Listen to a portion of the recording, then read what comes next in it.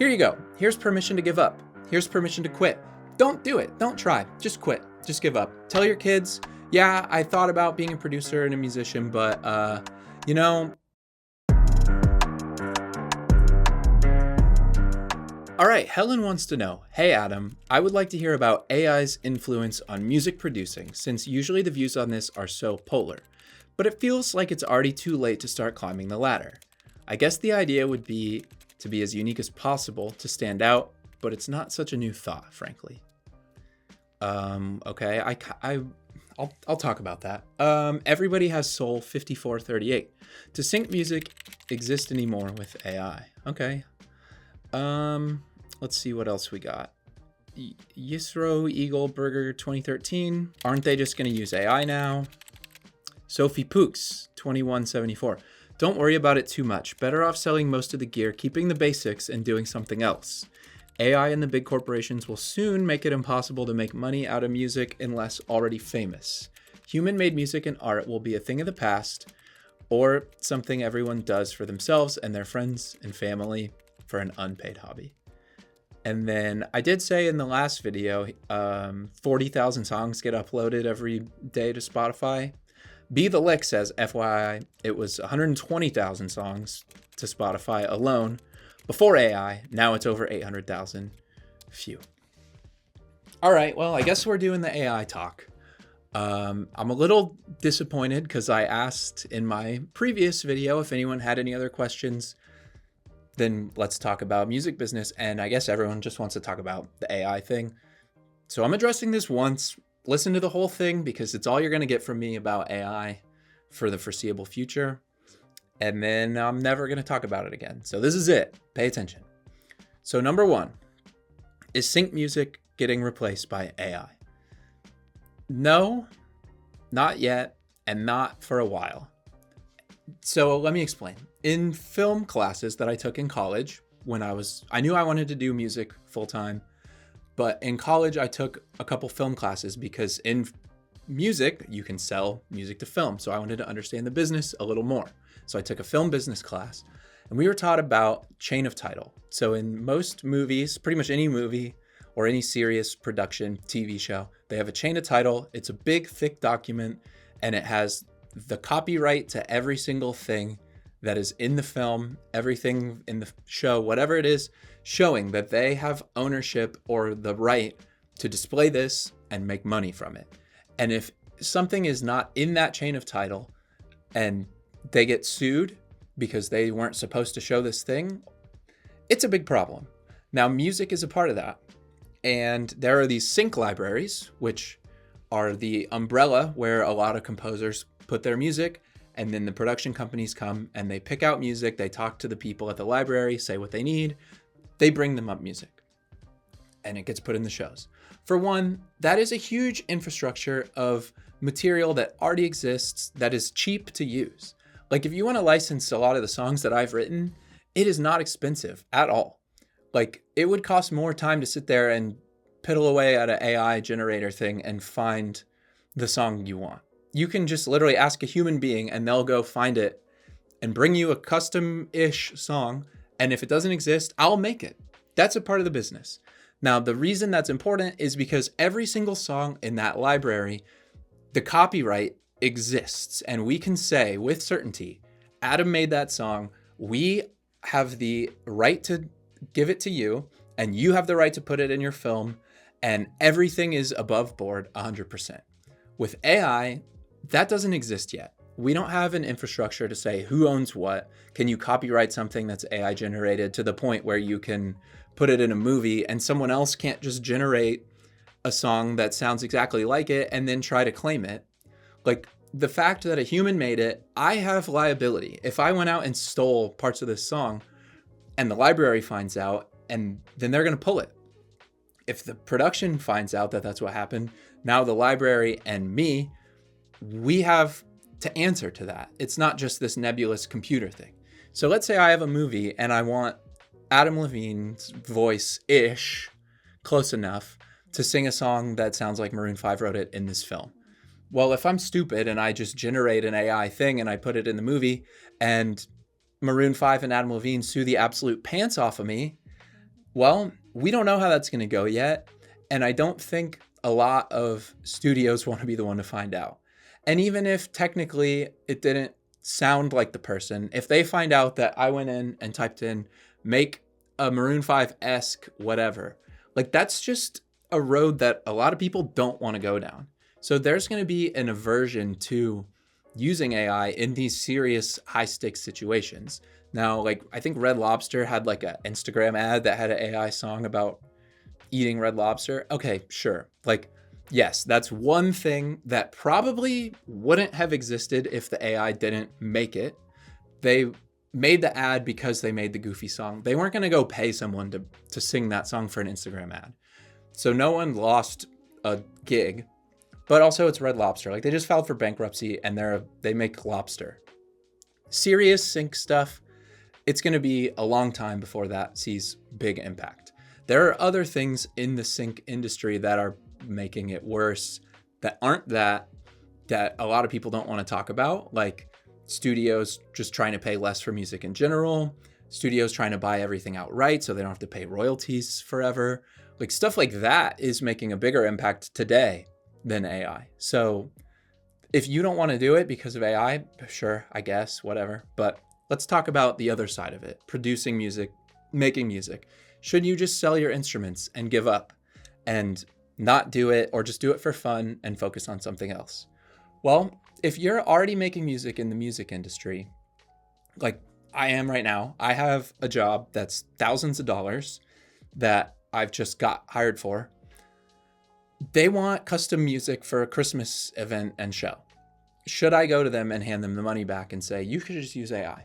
No, obviously not. I've got singer-songwriters that pay me money to record their music that they wrote, not a robot. They wrote it. They want a recording of the thing they came up with. They want proof that they wrote this. That's what a recording is. They're paying me to do that because they love their art and they want to show it to people, whether they sell it or give it away or put it on streaming. They're paying to have a record of the thing they created. If that's what you're doing, if that's what you're making, and you have people willing to give you money to do it, then keep doing it. If you are worried about AI taking your job as a producer, well, what are you doing that AI can't do? Are you in person? Are you watching the footage? Are you saying, oh, you know what would go really good over this footage? This type of music, let me make it. If you want to type in, I'm a singer-songwriter, please write me a song, and I want to sound like, you know, Jack Johnson. Sure, it'll spit out a Jack Johnson song. Now, is this singer-songwriter who would normally pay me to record going to release that song, that AI-generated Jack Johnson song, and print CDs of it and go on tour? Probably not, because what is that? What would that be? Are they just saying, I'm not an artist anymore, I don't want to make art anymore because I want this AI thing to make the art? No, they're going to write the song, they're going to play the guitar, they're going to start a voice memo. Maybe they make AI write a song and then they copy the song and that's their song. And then they come to me to actually record it. Maybe it spits out an instrumental and they come to me to sing the vocal, whatever it is. I don't know. But there are always going to be people who want to record their art that they made and they're willing to pay money for it. The same way that you would probably be willing to pay money to go see a concert of that person. But if it's an AI generated hologram, you probably wouldn't go see that. Maybe you would if it had some bangers, but like that's not going to replace in your life concerts. Well, recording your own original songs is not going to be replaced by putting prompts into a chat for songwriters and artists who want to record their art. So no, I don't think that I should just sell all my gear and give up. Now, the real question here is, what are you doing right now? What are you doing about this? That, like, what is this taking from you, I guess? So if you're a new producer, if you're new to music and you want to make sync music, or you want to produce for artists, which are the two things that I do, you can just not do it. If you're scared of this and you're worried about it and you don't want to try, here you go. Here's permission to give up. Here's permission to quit. Don't do it. Don't try. Just quit. Just give up. Tell your kids, yeah, I thought about being a producer and a musician, but, you know, I didn't because AI. I give up. I quit. I don't do it.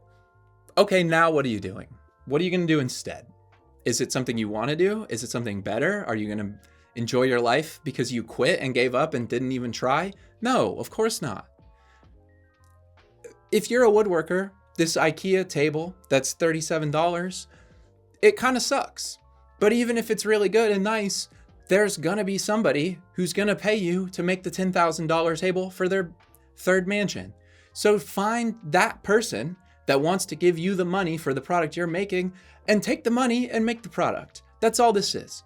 I have between 20 and 100 clients a year. If all of them decide, oh, we're going to switch to AI, all of us, we're just going to switch now. We don't want custom music. We don't want to record our own songs. Okay, then I'll quit. Until then, I'm going to take the money, I'm going to deliver the songs, and that's the transaction. And beyond that, this doesn't need to exist. None of the people I'm making custom music for are keeping up with what's going on in AI music. They're not watching music production YouTubers like you all are watching me right now. And all the music production YouTubers are giving you all these updates on what AI is doing. And you're getting scared. John, the CEO of a bank that's making a commercial, is not tapped into what this is.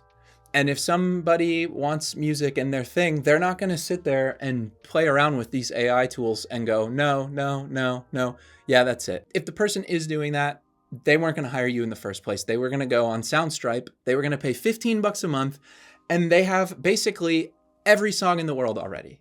That exists. AI is not taking work from me because Soundstripe exists. You can just go on Splice and combine a bunch of loops. Whatever. You can make a song, a okay song, a good song, even a great song, or you can get one on a music service like Soundstripe or whatever the other ones are that everyone promotes. $15 a month. If I can still get work when there's services like that where you can get unlimited songs for $15 a month to put in your videos, music bed, sound bed, whatever, I should have quit a long time ago because that's way better deal than what I'm doing. But people still want it. So I'm not going to stop. I'm not going to sell all my gear. I'm not going to stop offering production services for people. If I have a thousands of dollars job, I'm going to take the money. I'm going to deposit it. I'm going to work on the music. I'm not going to say a word about AI to that person. I'm just going to make the music and they're going to pay me and the check is going to clear and I'm going to use that check to pay my mortgage. And then we move on.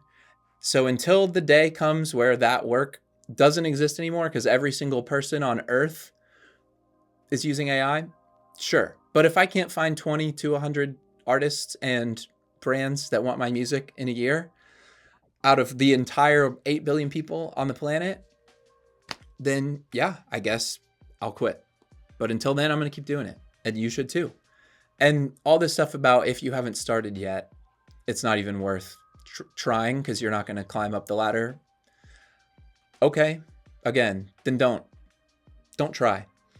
I'm on YouTube right now making this video. You're watching it.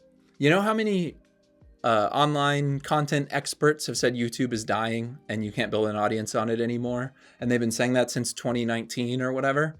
Well, I've watched cooking YouTubers and woodworking YouTubers and guitar YouTubers start every single year and build an audience and grow and become somebody who people listen to. And they've gotten more work and more clients and promoted their business like I'm doing now. People have booked me to record them based on this stuff. I'm doing it. All the experts have said, don't bother because YouTube is dying. Well, I've watched all these other people make stuff and create things and showcase their work and build an audience and get more work off of YouTube. Sync music is dying. Okay. Tell that to someone who starts tomorrow, and in 5 years, they're making songs for awesome TV shows and movies. And if you sat there today and said, I'm not going to start tomorrow because AI is going to take the work. Well, you're going to watch that other person climb up the ladder and figure out how to navigate and go up every rung until they get to where they land. And maybe they push it and they make 30K a year on Sync and they have to do other stuff to make the other 30K they need. Maybe they get a placement in Transformers 10 and it pays the bills for the rest of their life. You're not going to know if you just don't do it because I'm not going to start, okay, cool. Then don't. Fine by me. don't do it. It is what it is. Life in the big city. Sorry, I don't mean to yell or get mad, but this is like 2 videos in a row where I've been kind of upset, but that's the only question I got. Oh, by the way, the planner that I mentioned previously, I got a prototype. I'm not trying to sell this. I literally want to give away like the meat and potatoes of it. The whole point of this is you take it in the morning, you put it on your studio desk, you get a pen. It takes you 3 minutes to fill the whole thing out. You know exactly what you need to do. You know exactly who you owe files. You know what your appointments are. If you have extra time, do this. And then there's some other stuff down below that you don't need to worry about yet. This to-do list thing slaps. I couldn't find a good planner for music production, so I'm making one, but I want to send you the to-do list format for free, the template. Literally, I'll email it to you. Just go to the link in the description or the top comment, and I'll email you the template. You can go and print 50 copies of this, sit it on your desk, and then every day when you're done filling it out, just put it at the bottom, throw it away. I don't care. Go to Staples, make your own book, whatever. But I got a sample made of version 1. I've been using it. I've been filling out some of the pages, trying to see. This isn't the one I've been using, obviously. It's empty. But I got a couple of these made. It's coming along nice. If you want to stay updated with this and print your own literally for free right now, again, that's in the description. Otherwise, just work on music. Like, comment, subscribe, click the bell. You know, don't listen to someone who's telling you to quit and give up. Just don't do it. Just try. Just try. At the end of the day, you can say, well, I tried. Just try.